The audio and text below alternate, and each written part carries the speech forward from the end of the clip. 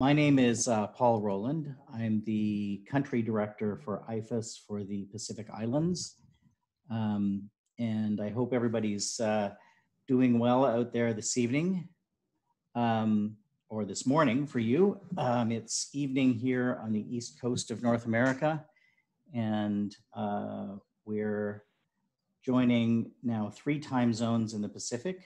So we're really looking forward to this discussion.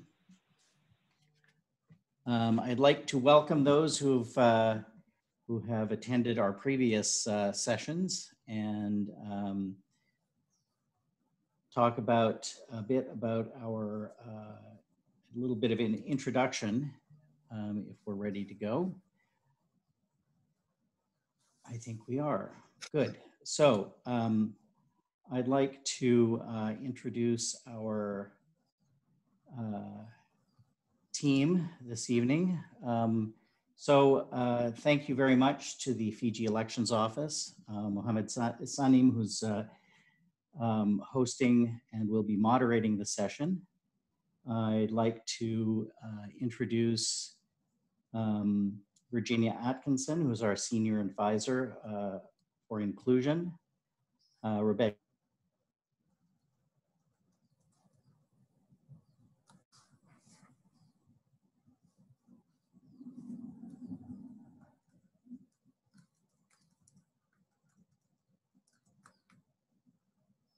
I think we might have lost Paul.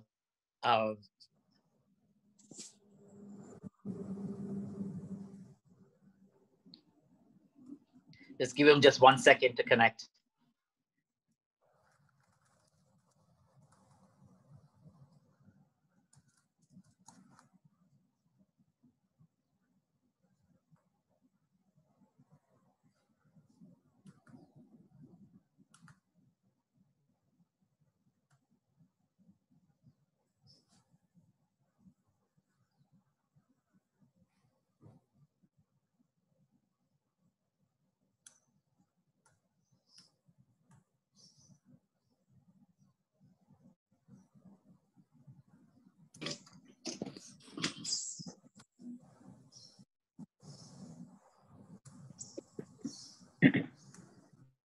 Okay, I'm not seeing Paul. Apologies, I'm calling in by with audio, but I can do the quick introduction. This is Vasu. I'm the Regional Director for Asia Programs. Nice to see all of our colleagues calling in from all over the Pacific. Apologies for this slightly delayed and troubled start, as it tends to be with internet connections. I'm also in Washington, DC, and delighted that we are doing the 4th of our series of COVID papers. And as many of you who joined our paper series before know, that IFES has been publishing this series of good practices and challenges as we go along during this COVID pandemic and trying to address various aspects of electoral administration. The first paper was on election administration and during a pandemic. The second one we did was around legal challenges and legal issues. The third one was around the infodemic. And now we have the 4th one on inclusion and inclusion perspectives and challenges. So our Senior Global Advisor for Inclusion, Virginia, who many of you know from years of work on disabilities rights work, and now also leads our youth work, and our colleague Rebecca Abug, who also many of you know from your work in the region. Okay, I'm hearing some additional noise. Apologies. So without further ado, I'm going to turn this over to Virginia and Rebecca in whichever order they are going to present. And by then, we'll connect with Paul and hope he'll be back to connect with us afterwards. So Virginia, over to you. Thank you, Vasu. Good morning, everyone. It's nice to see some familiar faces and to see some new people. So looking forward to having this conversation with you here today about the 4th paper in our series, as Vasu mentioned. I want to first just quickly thank my co-authors on the paper, Rebecca, who you will hear from very shortly, as well as my colleague Meredith Applegate. And this paper discusses some of the challenges that people from all different communities are experiencing to participating in political life because of COVID. And some of those challenges are brand new and are directly related to the pandemic. And some of them are existing challenges that have kind of always been around, but are being exacerbated by the pandemic. We will also be discussing some opportunities that have come up with political participation and inclusion. The paper has some examples from countries all around the world, including in the Pacific. So if you don't have it already, maybe we can also send it around afterwards in a link, and you can feel free to take a look and learn some more there as well. So I'm going to speak for just a few minutes. We have some slides, and if there are photos on the slides, I'll be sure to describe them. But we're also going to make this pretty interactive. So I would encourage you to have your finger by your mute button, your unmute button, so that you can, call out and answer a question, or if you prefer, please be ready to just type in the chat box. And after Rebecca and I talk a little bit about this paper and sort of the global comparative experience that we found on inclusion in political life during the pandemic, we're also going to hear from two of our colleagues from the Pacific, one from Samoa and one from Fiji. So you'll also have some question and answer after that to hear any questions for anyone on the phone as well. So the first slide here shows the cover of the paper, and it also shows a photo of a young woman from Kyrgyzstan, and she has a face mask on, and she's holding up a sign that says #StayAtHome. And there's a third photo on this slide that shows an older woman who is from Ukraine casting her ballot. So if you could go to the next slide, please. So we're going to have a short quiz. Some of the questions I think are quite easy. Some are actually quite difficult. The first question is, what percentage of the world's population are women? So you can either just unmute your Zoom and verbally let us know what you think, or you can type into the chat box. What percentage of the world's population are women? This is an easy one.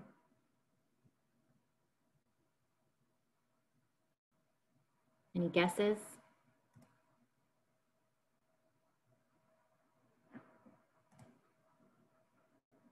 You want to type in the chat or unmute and tell me how many people in the world you think, what percentage of the population are women?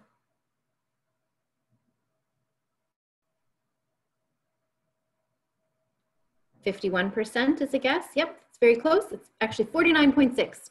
So about half the world's population are women. Does anyone have any guesses of how many people with disabilities are women? This one's a little bit harder.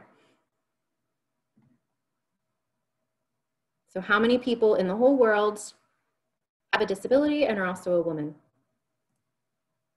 58% is a guess. That's good. That's very close.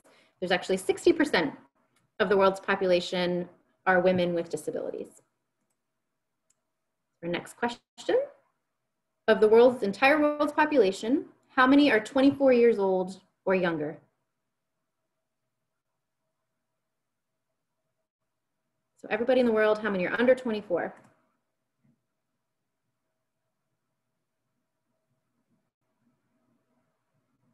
Any guesses? This one is definitely a little bit tougher, I know. 41%. Brilliant. Yes. Thank you, Sanim. That's correct. So 41% of the world's population is under 24 years old. How many people in the world do you think are internally displaced or forcibly displaced?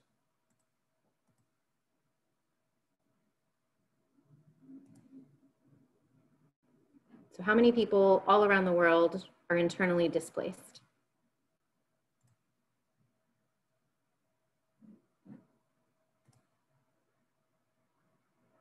57%, Sanim, yes, good job. Do you have the paper open? Excellent. Then we have 3 more questions. One is, how many people in the world are Indigenous peoples?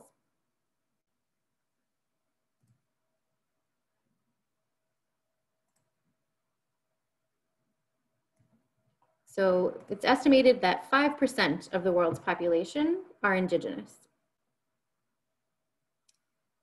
How many people in the world identify as LGBTQ. And this one, I think we need to caveat by saying that it's a little bit difficult to collect the data on this, but from the information that we have, how many people in the world identify as LGBTQ? Yep, about,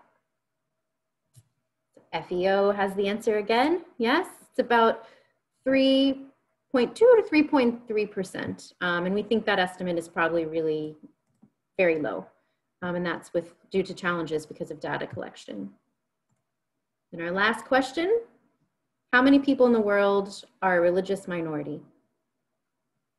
So of all of the world's population, how many live as religious minorities? 27%, I think. FEO conference room, round of applause. Yes, that's correct. If we could go to the next slide, please. So we thought that quiz would maybe be a little helpful to show you that when we're talking about inclusion and we're talking about marginalized populations, we're really talking about everyone.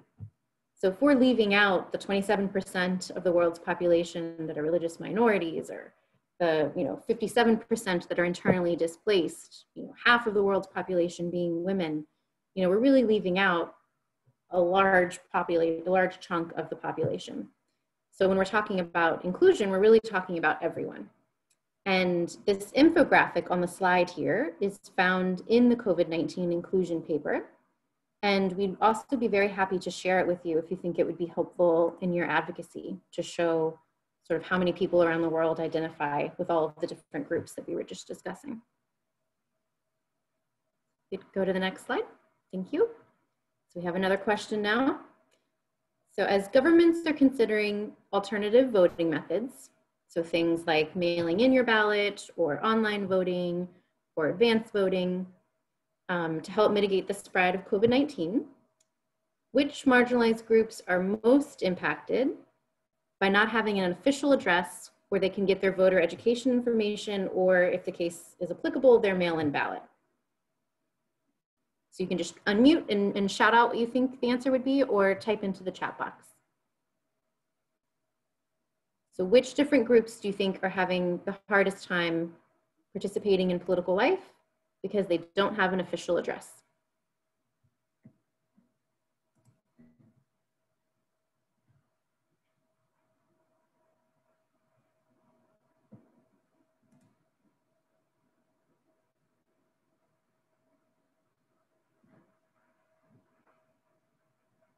And when I'm talking about not having an official address, I think something that obviously comes to mind is refugees. But something that maybe wouldn't come to mind and is also directly related to COVID is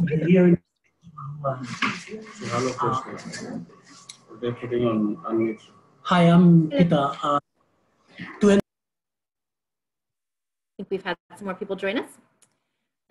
So migrant workers have been really uniquely impacted by COVID-19 because in some countries they received really very short notice before governments implemented really strict lockdown measures. And some migrant workers were stranded, far away from their homes. I think another group that maybe we don't often think about, but has been pretty uniquely impacted by COVID in terms of their political participation and not having an official address, are young people. And that's because here in the US, for example, we're finding many examples of young people who went to university, and we have an election here in November. So they asked to have their ballot sent to their address wherever their university is. But then unfortunately, many universities are having to send students home because of outbreaks of the COVID-19 on campus. So that means that they've requested their ballot to be delivered to wherever they're going to university, but unexpectedly, because of the pandemic, they've had to go home. So now their ballot isn't coming to where they're going to be living and where they will be, during the election. One of the other things we're seeing because of the pandemic is a lot of information. I think we're all constantly getting, breaking news alerts on our phones, and there's sort of a constant stream of information about what we should do and shouldn't do because of the pandemic.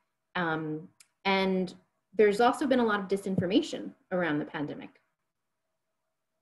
So my next question is if you can tell me maybe one group that is likely to be impacted by disinformation that implies, their participation in spreading COVID-19. So what groups are being blamed for spreading the virus through disinformation?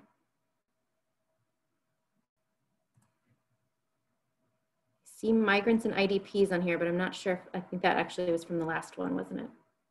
Yeah.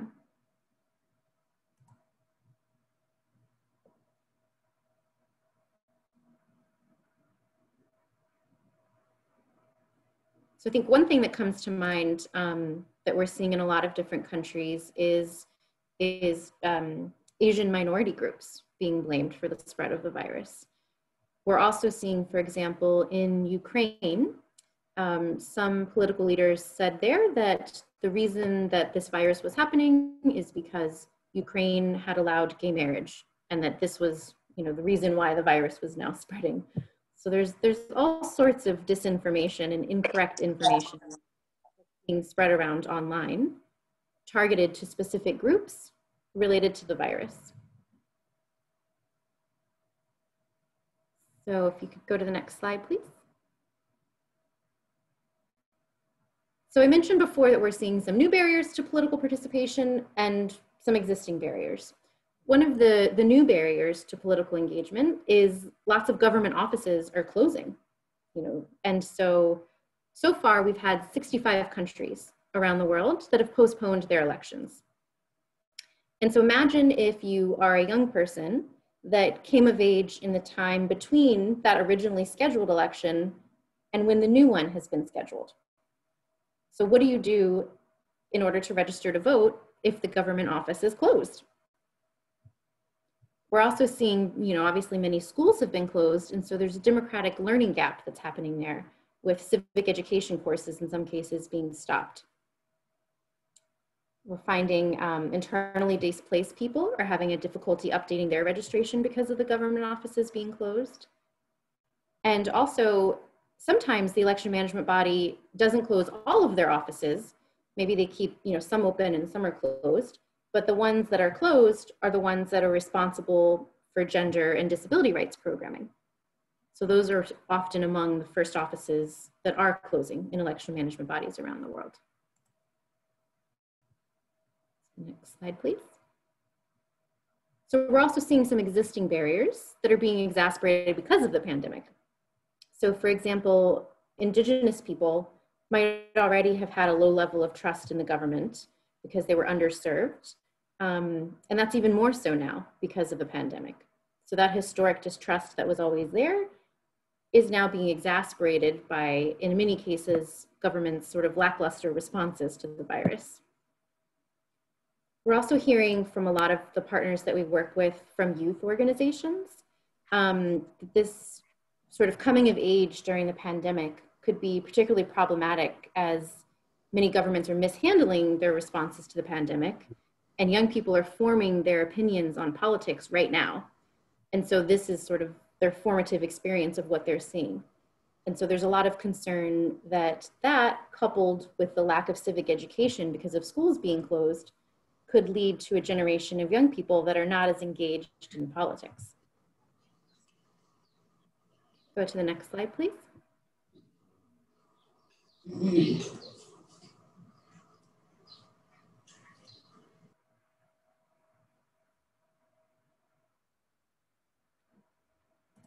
Could go to the next slide, please.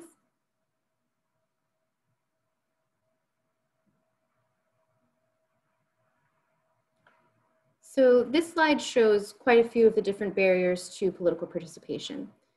That includes a risk of infection, the impact of government offices being closed, maybe being in a conflict-affected area or living in a group housing situation, like many older people are living in group homes and the virus is spreading through those. There's inaccessible transportation, poverty, stigma and discrimination, which is something that's always been around, has now been exacerbated because of the virus. So I'm wondering, just to hear from you, what are your experiences and what barriers are you seeing in your countries to political participation? Are some of these issues applicable in your countries, or are there other examples? So you can just type in the box or feel free to unmute yourself and let us know you think there's existing barriers that you're experiencing, or if there's new things.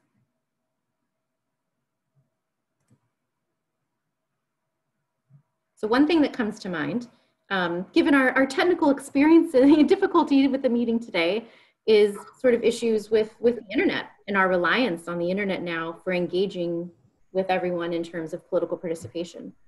Are you seeing that as well?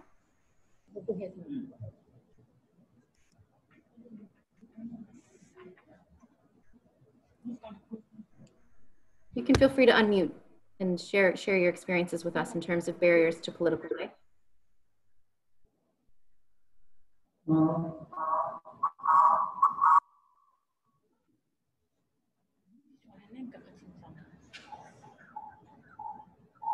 I think so it's breaking up a little bit. I can tell. Use MGOS. You're trying to say something?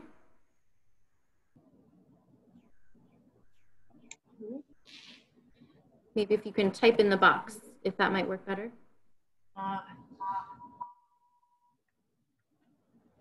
Here you are. Yes, we're still trying to get our things up, so we might not be, we're just listening. Hello. Hello. Yep, it's Kapan here from the Assembly of Disabled Persons. Yes, I just wanted to highlight some points on in regards to the question that you just raised. I think basically in Papua New Guinea that we see a lot in terms of political participation. One of the key barriers that most of the time persons with disabilities are facing in terms of their active political participation is access to participation in terms of infrastructure, and also in terms of infrastructure, the location of where things are being conducted. Sometimes it's not accessible for persons with disabilities to participate, to have access to, or in terms of being there and participating. The other thing is access to information like resources and materials that will enable them to effectively participate in their votes, or in having access to materials that will enable them to participate effectively in political arena. So that's some of the things that I see in PNG. I think previously we had a trial out with the Electoral Commission to set up a booth, but that never eventuated. That never continued because of, I don't know, because of resources or funding that were available to assist us to participate in the political arena. So I think most of the barriers that we face is access to participation in terms of infrastructure and also access to information. Mm-hmm. That's the two that I see. So if some of my colleagues want to raise their opinion, they can do so. Thank you. Thank you. Thank you for sharing your experiences. Infrastructure and information are definitely pretty universal, widespread barriers. But it's not all bad, actually. We are seeing some good practices and some lessons learned that are emerging from the pandemic. One more thing I forgot. One of the key factor that I see a lot causing barriers for persons with disabilities to participate is attitudinal barriers, attitude of people. They are in charge of conducting such platform for persons with disabilities to participate. Sometimes they don't have necessary awareness and skills to make sure that persons with disabilities are effectively participating. So attitude is so stigma and discrimination. Yes. Yeah. So Rebecca is now going to talk about some positive examples. So we are seeing a lot of examples of what you mentioned about stigma and discrimination and infrastructure issues, inaccessible information. But there are some good practice examples that we're hearing from countries around the world as well. and some opportunities that are emerging because of the different alternative measures that election commissions are having to develop to be responsive to the pandemic. And so Rebecca's going to talk a little bit about some of the positive things that we're seeing as well. Thank you, Virginia.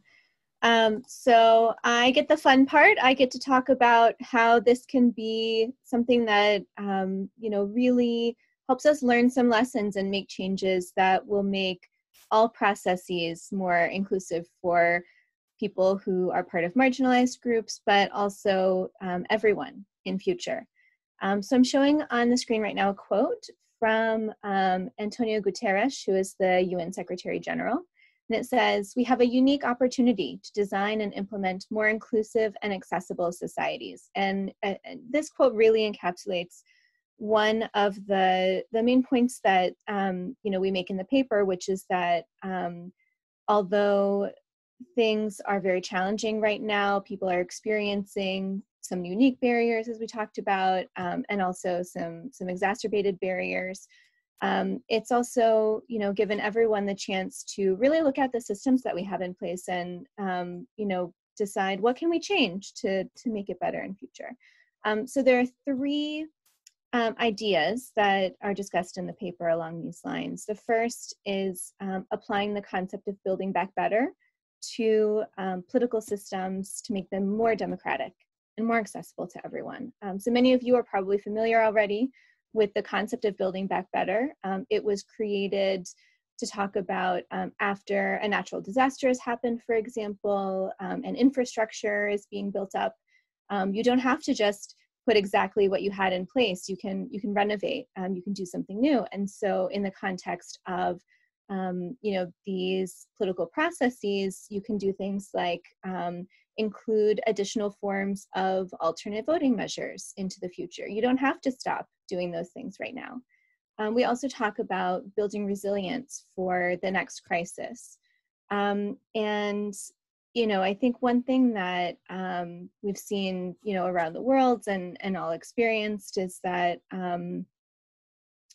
it's important to have measures in place that make it possible for democracies to continue to, function even when there is a crisis. So, by building these systems back better, this is, another thing we can do is to increase the resilience. So, although we hope there won't be another pandemic anytime soon, some of these measures can also strengthen against other kinds of crises that might come up. And then finally, building trust in elections strengthens democracy. So, making sure that everyone can participate on an equal basis, people who identify with marginalized groups, people who don't identify with marginalized groups, everyone, making sure that everyone is participating ensures that, we see the legitimacy of the system and we hear the voices of all people and, what they want coming through the elections. And of course, we talk about this in more detail in the paper, but these are just some of the ideas that, really apply to the COVID-19 context in terms of political participation. We also have some good practice examples. So, we can talk about, in theory, what it means to build back better, but, it's so helpful to see something concrete that's really come out of this. And that can give people ideas for other things you might want to do in your countries. I'm showing on the screen now 2 images. On the left is a series of pieces of paper that have drawing on them. And on each paper, there's a woman and there are some speech bubbles and some words in there. And this is a cartoon that was drawn in Bangladesh by a young woman. And, she wanted to encourage people to follow those good practices of social distancing during the pandemic. And this is an example of those creative ways that people are now using to, share these messages with their peers and with other people. On the right is a photo, you might recognize it from earlier in our slides, of a woman who is wearing a face mask and she's holding up a sign that says #stay-at-home. And again, this is a great example of how young people are using the platforms to which they have access, like social media, to encourage people to follow those good practices to stop the spread of COVID-19. And this is something that really can, be applied in many new contexts as well. Especially with the increased use of social media to share information, so it can be a great platform. Another example that we have of kind of increasing access in Ukraine, some of our partners are organizing Coffee with the State webinar series. And in that series, there are young people who have an opportunity to have a virtual coffee with a member of parliament. And that gives them a chance to talk about issues that they might never have been able to bring up otherwise. Other examples of this might be, the plethora of webinars that we've seen happening in different places, and how, that can increase access to new knowledge about things like how to participate, or to have discussion forums to talk about, for example, in Ukraine, again, they're doing a webinar on the future of higher education post-COVID. So they have a chance to talk about, maybe how to build that system back in a way that makes it more equitable for everyone to access. These are things that really they couldn't do as well before the pandemic. So, it's great to have those opportunities available now. Some more good practices. I'm showing 2 new images on the screen. On the left, there is a comic book that has some drawings, some illustrations. There's a big bowl of mohinga, which is a kind of soup that they have in Myanmar. There's some writing in Myanmar, and there are pictures that show an older woman, a young man, a young woman, and then a line of people in front of a polling station, all wearing masks, and it looks like they're getting ready to vote. And this is from a comic book that was developed recently in Myanmar to talk about how to participate during the COVID-19 pandemic in their upcoming elections, a piece of voter education. And some of the key messages in this comic book are, how to not just participate with your own peers, but how important it is to talk to other people. And have conversations about, different aspects of political life. So this comic book has been distributed in many different places, and it's a fun way to share that information with all different kinds of people. And then on the right is an example of one of those measures that could be used in the future to make sure that people continue to have access to participating in elections even after the crisis is over. So it is the headline of a newspaper article. There's a photo that shows some people wearing masks. Some are sitting behind a table. It's like a registration table for voting, and other people who are the voters who are getting their ballots and getting ready to cast them. And it says, blind people are suing over their voting options. In Virginia, their action brought results. So, as these new alternative voting measures become available, we don't have to go back to not, providing them to people if that's how they choose to cast their ballots. And that, is why this group in the United States wanted to make sure that they could not only receive their ballot electronically, which is a new measure, but that they could continue to receive it in the future and then put it in the mail for a mail-in ballot as a permanent change. So, there are a lot of groups that are advocating for these kinds of measures to be put into place. And a few final good practices before we talk about recommendations. On the left side of the screen, I'm showing a photo that has people in a gallery view on Zoom. And this is an example of how at IFES we were able to take a training that typically is done in person and create an online version to reach people in different places who couldn't get together in person because it wasn't safe to do so.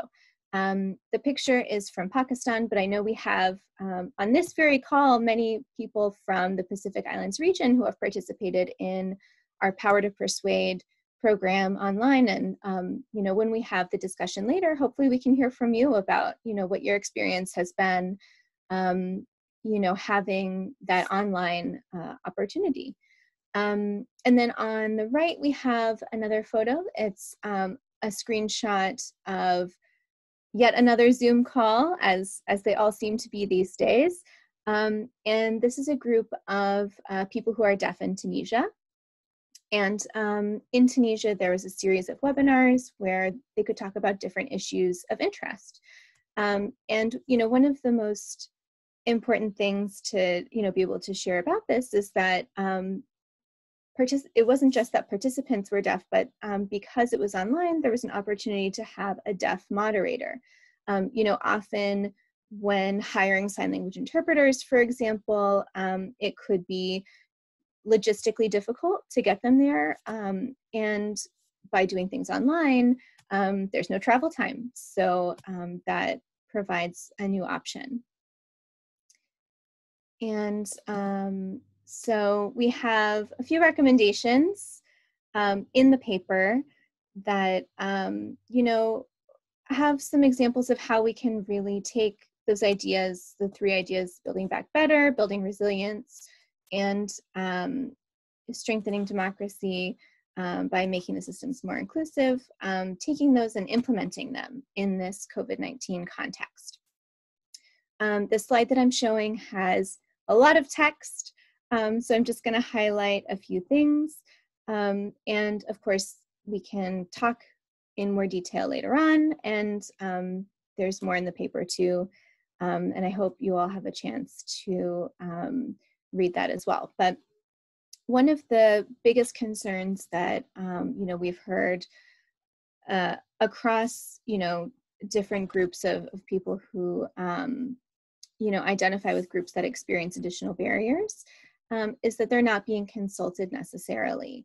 And they might have faced some discrimination when trying to share suggestions about how to participate, or perhaps, some groups were consulted but not others.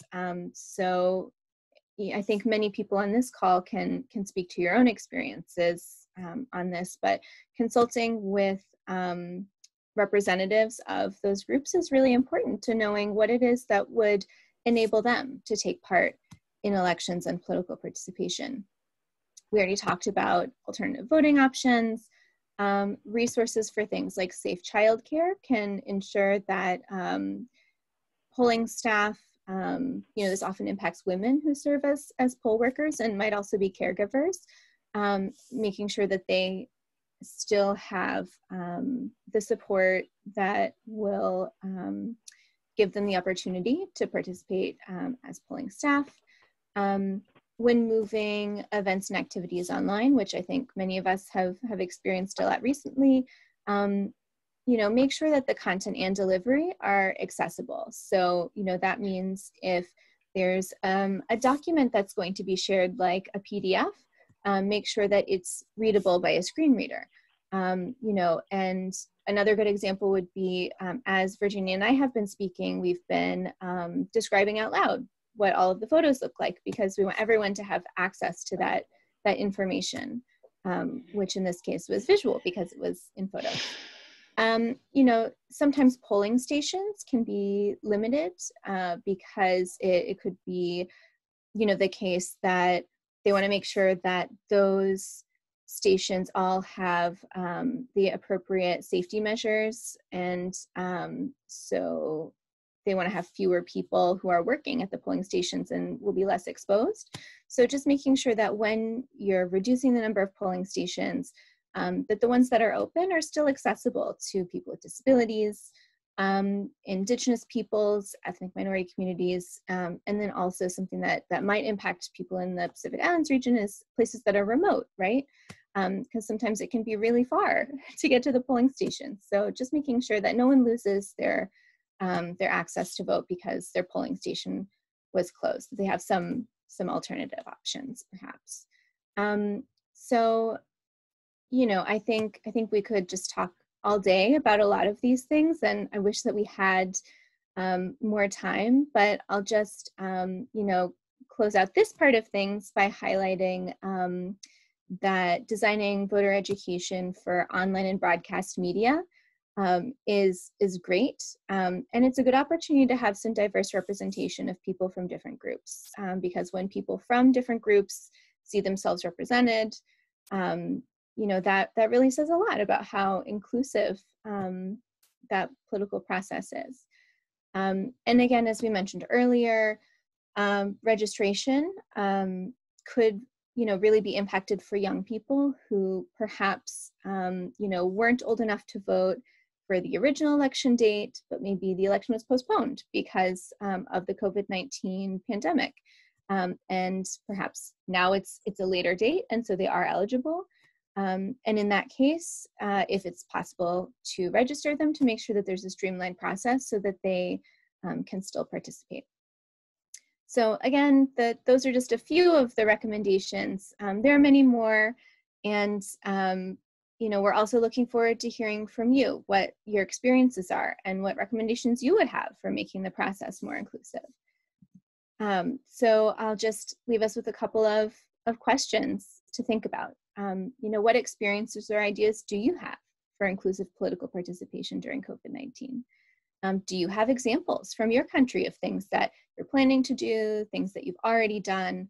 I think we have a lot of great expertise among the people on this call, and we definitely want to hear from you. What works for you? What has worked? What are you thinking to do in future?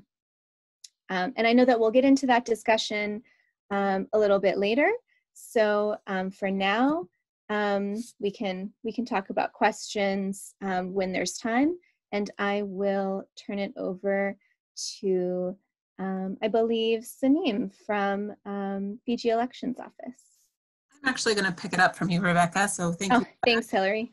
Yeah, no problem. We were hoping to have a few presentations from DPOs based in the Pacific, but it seems they're having some trouble connecting this morning.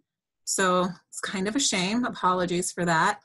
But just kind of going off of Rebecca's questions and just opening it up for discussion, if anybody had anything they'd like to add, maybe about what's going on in your specific country or things you've seen in the region.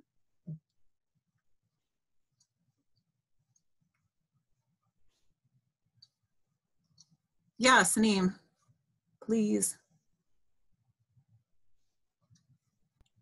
Good morning, everyone. Yeah, go ahead. Thank you very much for those excellent presentations. The research paper will definitely give us a lot of ideas about what we need to do when it comes to 2022 in Fiji. I wanted to share something that we did a little bit out of the ordinary here in Fiji just a couple of weeks ago. And I think it fits in pretty well with the discussions we had today. So 2 weeks ago, when we had, 3 weeks ago, when we had the anniversary of our first election after the 2006 events, we celebrated the International Day of Democracy. And since it's on the 15th of September and the general election in 2014 was on 17th of September, we decided to have a 2-day voter festival between the 15th and the 17th. And we commemorated the 15th of September, International Day of Democracy, by having an online quiz. In fact, the idea was brought up by Neelam from my office as well as the ID team. And if it was not for COVID situation, we would have had a grand event, a marquee and people coming in and all sorts of things that we do so that we can celebrate the event. But this time we had a couple of issues. One was the budgetary constraints, and two, we didn't want the optics to look like we're having this grand festival celebration in the middle of the pandemic. So Neelam and them came up with the idea to have an online marathon quiz competition. And in this marathon quiz competition, the prize money was about 120 US dollars, or 250 Fijian dollars was the prize money. And we had second and third prize as well. And we put up 25 questions on a software program online. And we had about 255 teams that registered from Fiji wide to participate in the first time ever we've done this. And then we had the quiz night. And on quiz night, there were 50 plus teams. It was not a good sign, but 50 plus teams participated. And it was a marathon quiz. So whilst you had to get all your answers right, you also had to beat the other teams and get all of them right before the others. So even though you might get 100% at the end of the quiz, someone might have gotten it in 15 minutes into the quiz. So it was a grand event because at the end of the quiz, we had some university students that won it, and a couple, they won the second prize, and they edged out the third prize winners by 4 minutes. They had the same marks, but they edged them out by 4 minutes. So this was something that we tried out. And I think for us now, something like this where the prize money is $250 in comparison to about $5,000-6,000 expenses for a day event, this is going to become a new norm for us now, where we will repeatedly have more and more quiz, just because it's more engaging, a lot more people are participating. We also had a lot of people who said we want to do it again. So I think going into the next election based on the new normal, these are some of the things that should actually become the new normal. And whilst I have everybody, I wanted to mention on the second point is that the webinar series itself is a testament that the new normal is, in my preference, much better than going to an international place to have one conference. Right now, I have in the conference room my entire team, and they have all been able to benefit from the presentation. Whereas if this event were to be held in another country, ideally 2 or 3 people that traveled from Fiji would be the beneficiaries. And so I would think that the webinars are excellent, and the fact that everybody in my team is able to participate, they're able to listen to the presenters, they're also able to question and answer, is actually one of the best things that has come out from this entire pandemic. Thank you. Yeah, I think that's a really great point. I mean, I know we're accommodating a lot of things right now, specifically for COVID and how to keep elections going in a safe and productive way. But a lot of these new techniques we're using can become the new normal and are probably more sustainable for the future. So I think that's a really good example. I think I'd like to learn more about the marathon quiz. It sounds like a very fun and interactive way for people to join, whether they can leave the house or not. Interested to hear like how you advertise that to get 250 teams, I think you said. That's pretty impressive to at least be interested, and then 50 to connect. Those are really strong numbers, I think, for an initial push at it. Well, we just put this out on Facebook, and I think on Facebook we said the deadline for registration is by 11:55 p.m. on the 14th of, I think 12th of September. And we went out with a little bit of Facebook marketing, and it worked great. I mean, we kept pushing that the prize money is $250, and because $250 is a good amount of money, especially for students, even for families right now. So a lot of people were interested in doing it. We used an online platform for the quiz, which was what universities use for examinations. So we had the series of questions, which were like, some were very generic questions, and then we had some obstacle questions. And we told everybody that this was going to be an open book kind of test. So they had the freedom of Google and all the books and everything they could find. The trick to winning this kind of event would be to have a big team sitting with you, although the share of money will be less, but to have a big team sitting with you who can quickly do the research, so you can beat the others. The team that came first did the whole thing in roughly 40 minutes. And the other teams took lesser time, but the team that had done 40 minutes came up with the most number of correct answers. It was the first 10 were, I think, around in the 80% plus mark. So it was well answered as well. Great.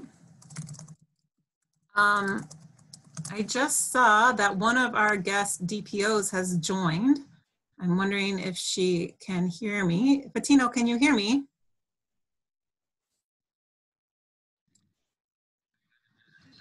Yes, I can. Hi. Okay, great. I'm so glad you could join us. So Fatino is the general manager of the Now Now Ole Alofa, the National Advocacy Organization of Persons with Disabilities. And so she was going to join us to kind of talk about what her regional DPO is doing during this time. Fatino, can I turn it over to you? Thank you. And sorry to just join in, and think I got mixed up with the timing. Anyway, our organization is governed and managed by persons with disabilities. It is the only national advocacy organization in Samoa of persons with disabilities, despite we do have other disability services organizations. In terms of COVID, Samoa, despite being a COVID-free country, we, like other countries, also have continued to the impact of COVID on persons with disabilities, let alone women and girls with disabilities, continue to rise. That is because the restrictions of COVID for our country really means that we are unable to, most of persons with disabilities are unable to work as the level of employment is very limited here. It also has an impact on persons with disabilities in terms of access to specific services for them, for instance, health services, health specific services. So what we have and continue to do, we've changed our approach. We continue to maintain the mandates of our organization, but we changed our approach to work. I think COVID gave us and allowed us the opportunity to do the things that we haven't thought of before. For instance, we have used our opportunity as part of the Disaster Advisory Committee, which is the high-level committee to provide advice on to the government on the impacts of disaster and climate change. We have used that opportunity to advocate strongly for the messages, for the national messages on COVID to be available in accessible formats. For instance, Braille and Sign Language for our colleagues who are deaf and our colleagues who are blind. In easy-to-read languages for our colleagues with intellectual disabilities. We advocated UN agencies to support us in our effort to provide COVID hygiene packages and food supplies to approximately 500 persons with disabilities in the Big Island. With this, we have identified also as part of our COVID response, those who have not been registered for the first time to vote, despite over the ages, the eligibility age. So what happened, because we changed our approach from doing community work to use the family level approach, we identified those who haven't been registered and got them to refer to our electoral office. As you might be aware of, our election is coming up soon in next April. So overall, we've identified approximately 300 persons with diverse disabilities. And as a result of this advocacy work, we have now been allowed a 1 week pre-polling for persons with disabilities and the elderly. Our Electoral Act has been revised to reflect provisions for accessibility. Our Electoral Act and the Candidacy Handbook are now available in Braille, and our Deaf Association continues to provide trainings for the Electoral Office staff on making sure that voter educations are available for everyone, for those who are deaf and for the wider communities who are unable to read and write. So these are all the wonderful things we were able to do in light of COVID and with the support of COVID, if you'd like to see it that way. Thank you. Thank you so much. I think your contribution was really relevant, especially seeing that you do have an election coming up in the next 6 months in Samoa. So it's great that you guys are thinking of getting pre-polling set up a week early for persons with disabilities and the elderly, and especially on working on making sure that voter education material is accessible for all. I'm just curious because as I can put it in the chat, but Rebecca also at the end of her presentation asked what experiences or ideas do you have for inclusive political participation during COVID-19? And I'm wondering if other people in the discussion would like to add anything, what your specific country is doing to make sure that there's more inclusive participation during COVID-19.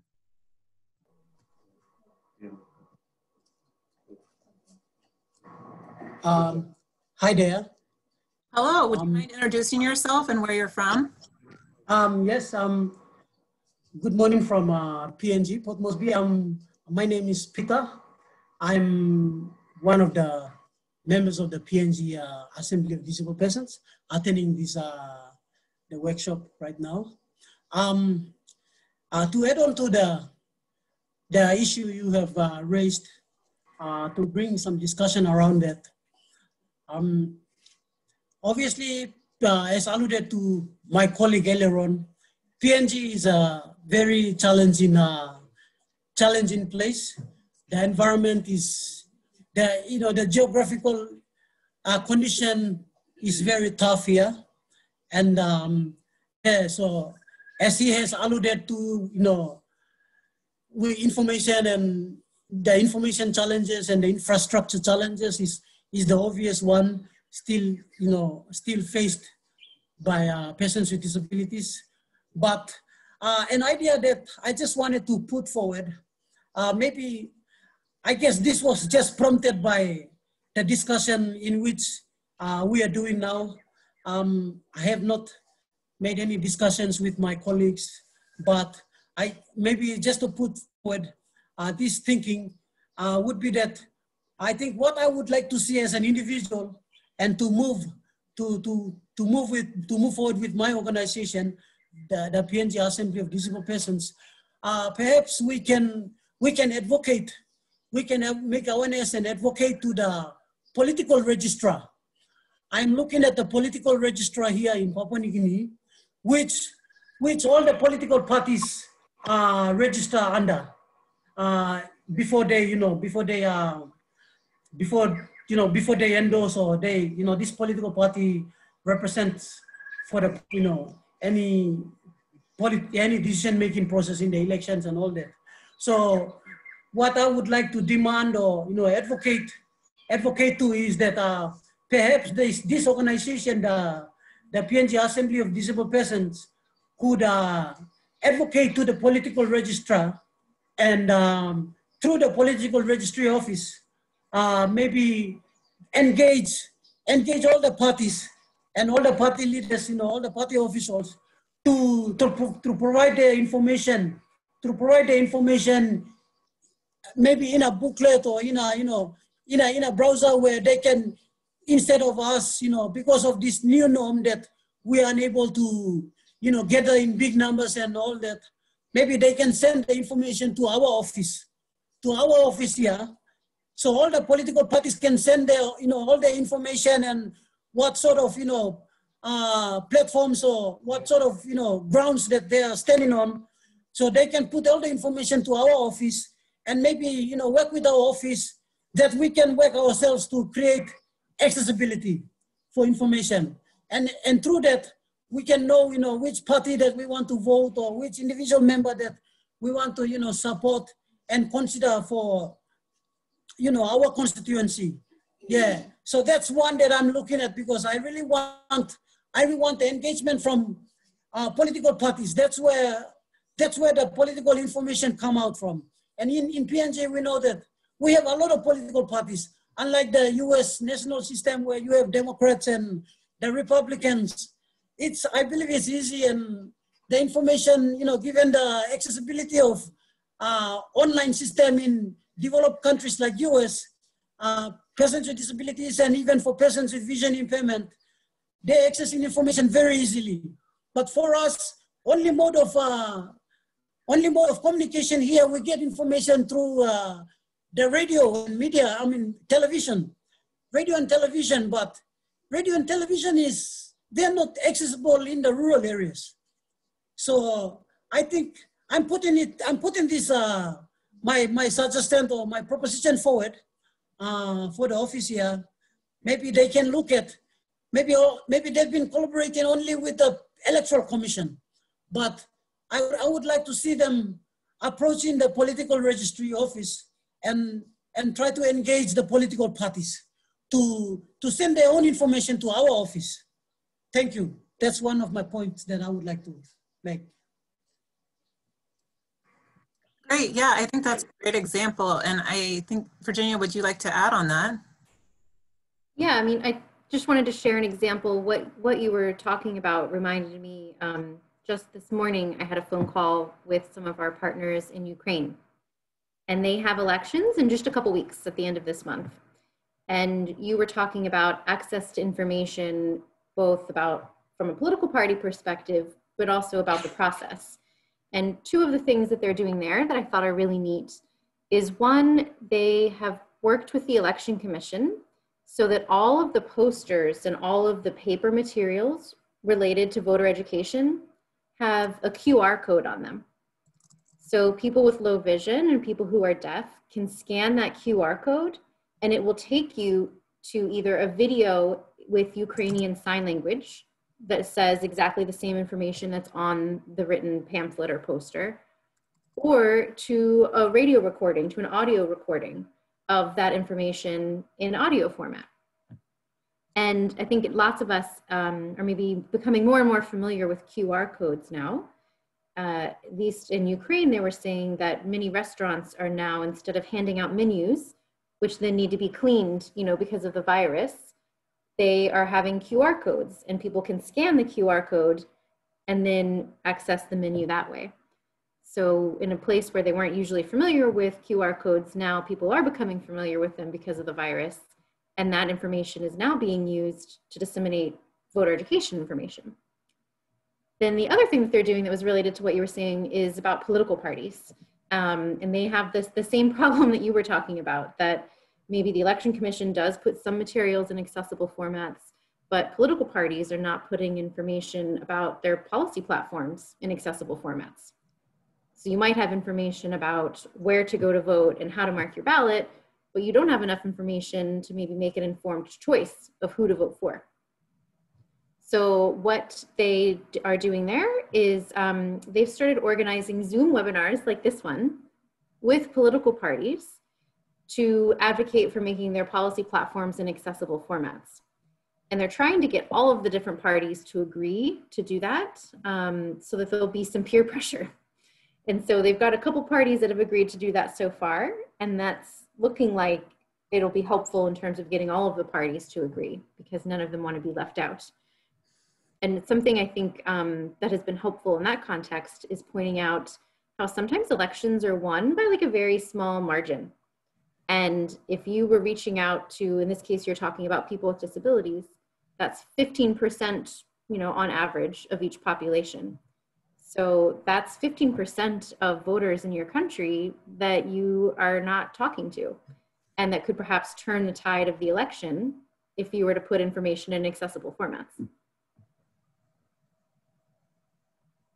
think we see a comment in the box here.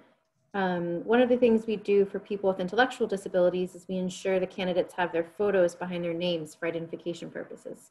Yeah, that's a great idea. I think that helps people with intellectual disabilities, but I think also it helps all of us to remember, what name is associated with which candidate, especially when there are lots of them. So that's a good example as well from Samoa. Great, yeah, I think we're getting some great ideas. I know that we do have a few election commissions on the call today, so I was wondering if anybody would like from an EMB would like to share their thoughts on what's being discussed today.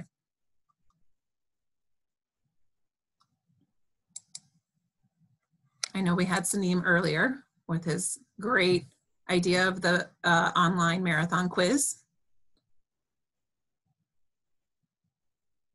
But I know that Fatino mentioned a good point about holding pre-polling a week before the election in April, and then also making voter education material more accessible.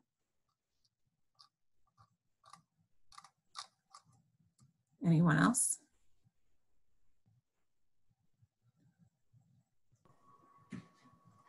I think it's common from PNG Assembly of Disabled Persons. Yeah, hi.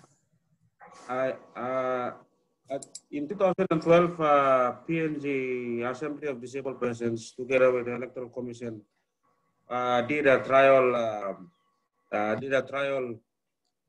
by setting up a accessible booth for persons with disabilities to go and cast their vote in National Capital District in Port Moresby.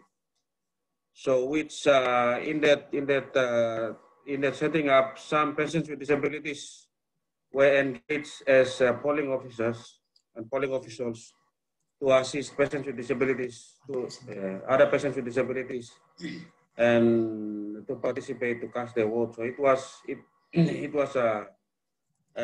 went well, and we had some positive outcome in that process. So I think that's one of the positives that we experienced in 2012 election in Papua New Guinea. So if that similar thing has been rolled out throughout Papua New Guinea, I think that will work best for persons with disabilities.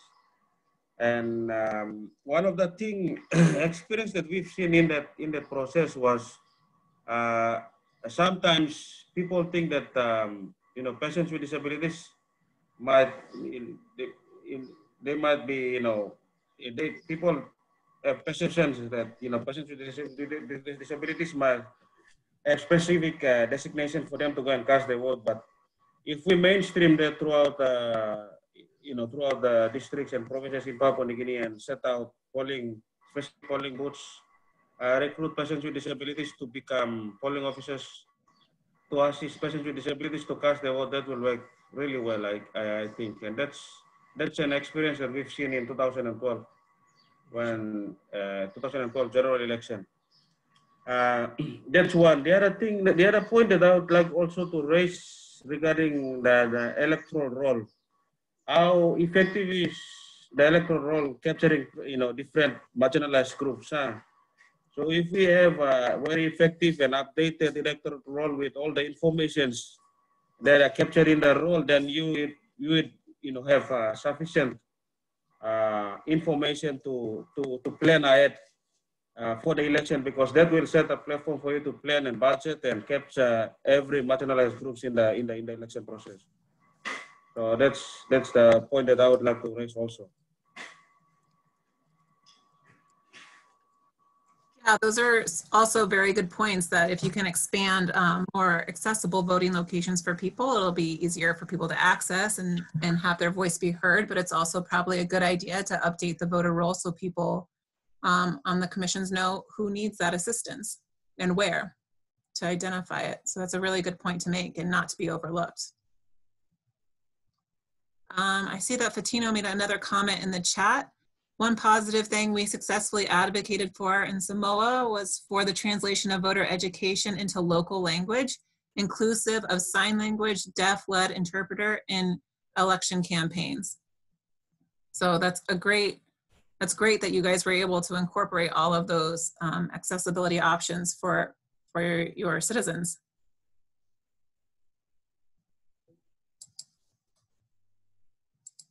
What about other areas throughout the region? Is your voter education material getting translated to that level, or is it still an obstacle for you to overcome?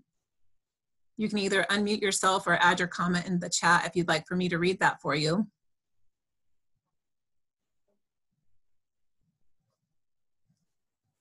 How accessible is your voter education material?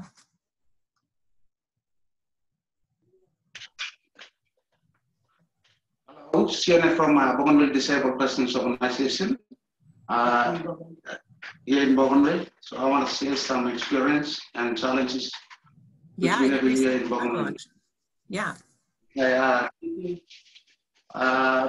Firstly, I would like to speak on some issues concerning the election, which we have been taking part here in Bougainville for the ABG election.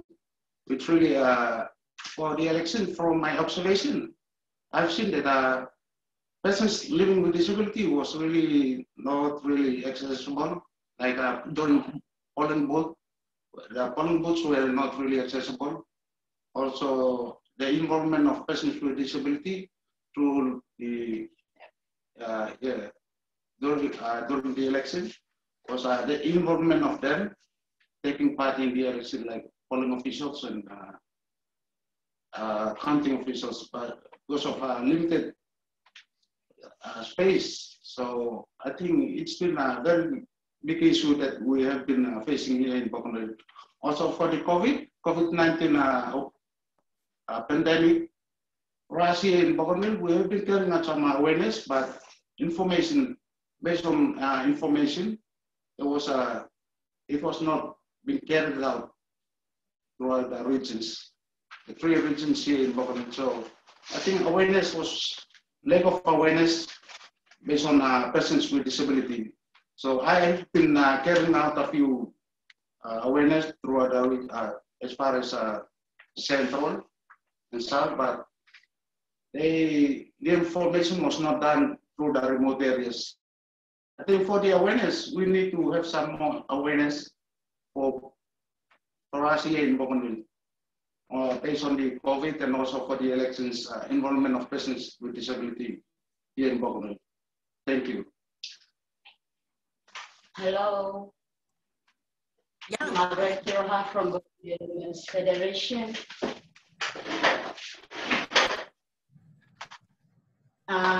I'm going to talk about our observation during the time of the autonomous Bougainville government general election. Firstly, because of the geographical topography of our island, the accessibility to polling booths was not accessible, and so many little kids that they have to travel with in order to cast their votes, inclusive of people living with disabilities. But one thing that our Office of the Electoral Commission did was they provided the declaration form, which was used for the marginalized groups, including people with disabilities. So if they were not able to access the polling booth, the polling officials, especially the presiding officers, will go to where the person with disability resides in order to cast their votes. Okay, throughout the polling booths in Bougainville, in facilities set up, we had sanitizers where the voters had to wash their hands before casting their votes. But again, social distancing was not really practiced throughout in most of our polling booths. But that was not really the hindrance to voting. People voted freely as well. So that's from our end during our observation. And one thing that I saw was the manager Sione was also involved as a counting official during the period of counting. So again, presiding officers were really mindful of people with disabilities, that they were called first to cast their votes before other able people. Thank you.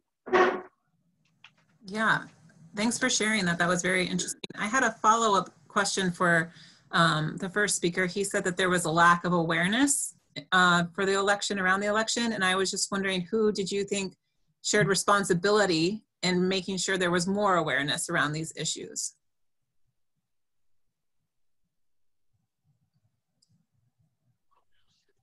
I think for that awareness, hopefully it's for me, OPEC and the organization which I represent to carry out the awareness based on persons with disability. Okay, so like maybe I'll and I just come in to add. In 2016 to 17, Bougainville Women's Federation facilitated voter education. So we had 43 community trainers giving out awarenesses, and the awareness was facilitated by a community trainer from that particular constituency. So it helped a lot in bringing the awareness right down to their level, because they were using English and our other language, which is stock pitching, and then their mother tongue. So that really helped them during that time before the other election was held. So that is how we gave our voter education program. So in this case, in what she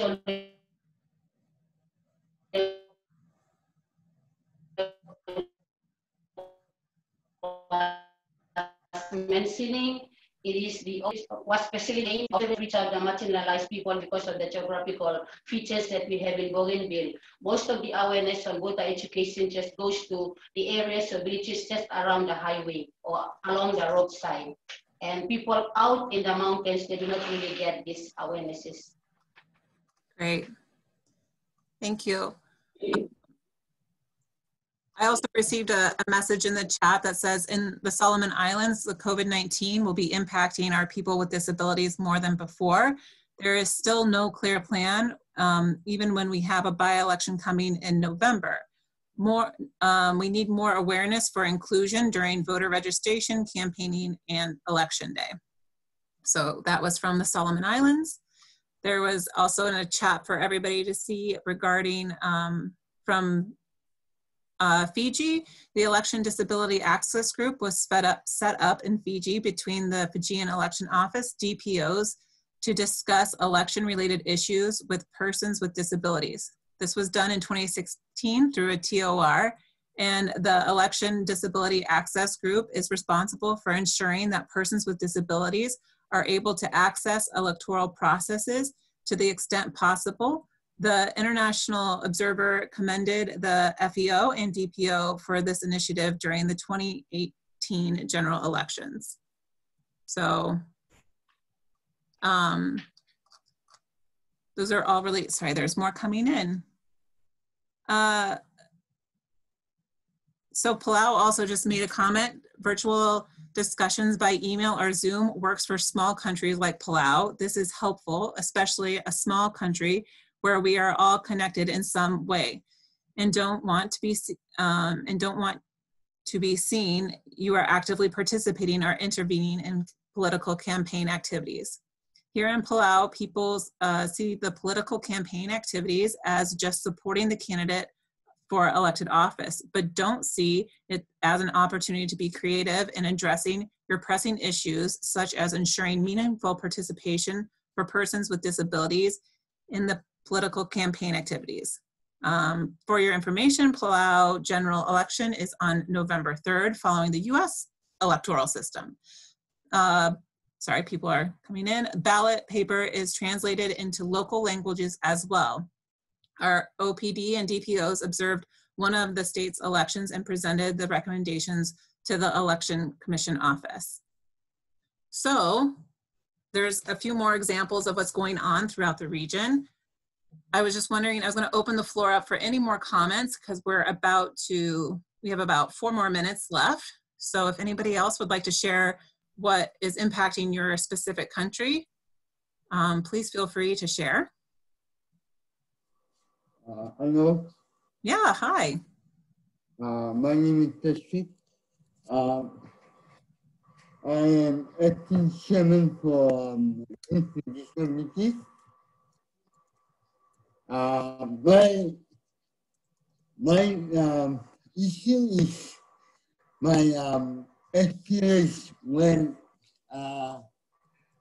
election for properly, I see that my people or my colleagues left out for people with disability, left out of lack of election voting, and my comment to my colleague, I want to be assess for people with disability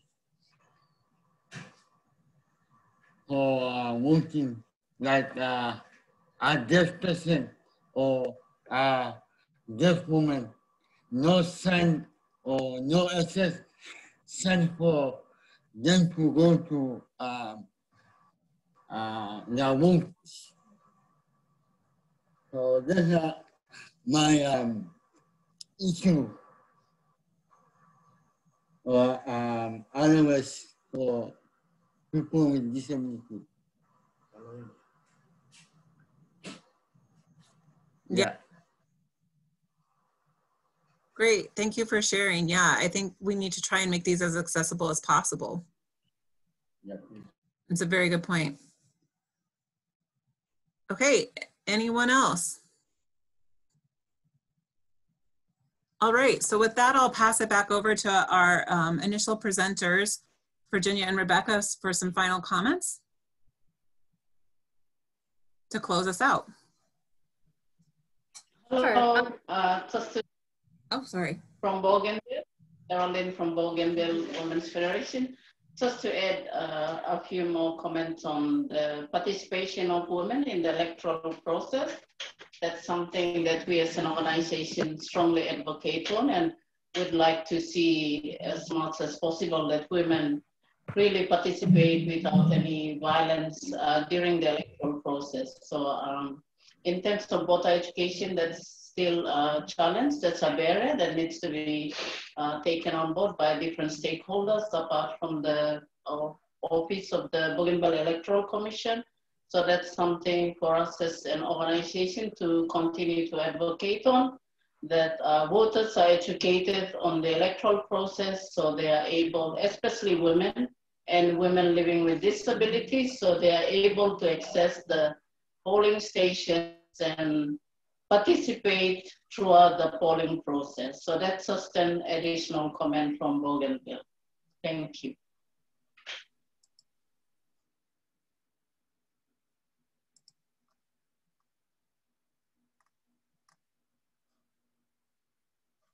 Sure. I think we're at the end of our time, but I've really enjoyed hearing all of these really innovative experiences and good practices that have been shared. And I hope, if you don't mind, I might share, and I think Rebecca probably will too, some of these examples with other countries. So let everyone know, this is what's happening in Samoa, and this is what's happening in Fiji. Because some of the things that you are doing, I think, are really good examples that other countries could also learn from. And I also think having group conversations like this that are between, civil society organizations and governments are a really good practice that we should try and do more of.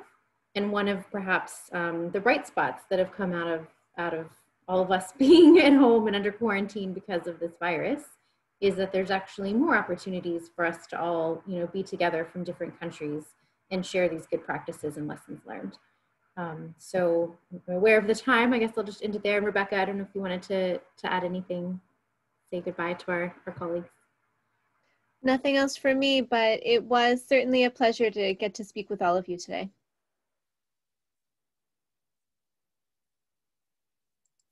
Great. Well, thank you everyone for your time. Again, this is part of a series that IFES is presenting off of our white paper series on making elections more accessible during the COVID pandemic. So there will be more sessions to follow. So please look for another invitation in your email to come.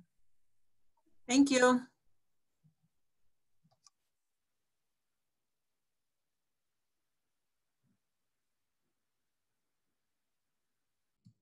Thanks, everyone. Have a good morning.